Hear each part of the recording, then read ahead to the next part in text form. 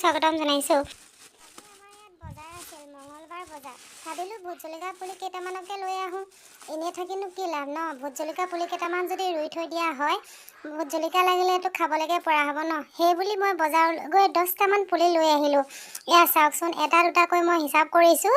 এডাল আকৌ বনকে গুচি আহিলে। বাৰু একো নাই, পিছত আঁতৰাই দিম। এনেকৈ কৈ মই 10টা পুলি লৈ আহিলোঁ। আমাৰ এইফালে বজাৰত এটা ভোট জলকীয়াৰ পুলিত 5 টকাকৈ ল'লে। মানে মই 10টা আনিছোঁ, মোৰ পৰা 50 টকা ল'লে। আপোনালোকৰ ফালে বাৰু ভোট জলকীয়া পুলি সস্তা নেকি? মোক জনাবচোন দেই, মই দুটামান আনিম। এয়া এনেকৈ 10টা পুলি আনিছোঁ। কেনেকুৱা লাগে কি লাগে সেইটো নাজানো, কিন্তু 10টা পুলি মই আনিছোঁ। এইকেইটা এতিয়া ভাল ধৰণে ৰুব লাগিব ধুনীয়াকৈ। জলকীয়া পুলিকেইটা মই চিমেণ্টৰ বস্তাতে ৰুম বুলি ভাবিছোঁ, কাৰণ আমাৰ এইফালে মাটিটো যিমানহে বেয়া নহয়, কিবা এটা বস্তু ৰুলেও কিন্তু ডাঙৰেই নহয়।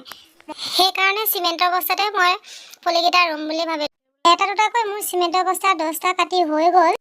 আৰু চাওকচোন, চিমেণ্টৰ বস্তাকেইটাত মই কেনেকৈ জলকীয়া পুলিকেইটা ভালকৈ গোবৰ জাবৰ দি ৰাখি দিলোঁ। ভিডিঅ'টো আজিলৈ ইমানেই আছিল। আপোনালোকে চাই বাৰু কেনে পালে কমেণ্ট এটা কৰি জনাব দেই।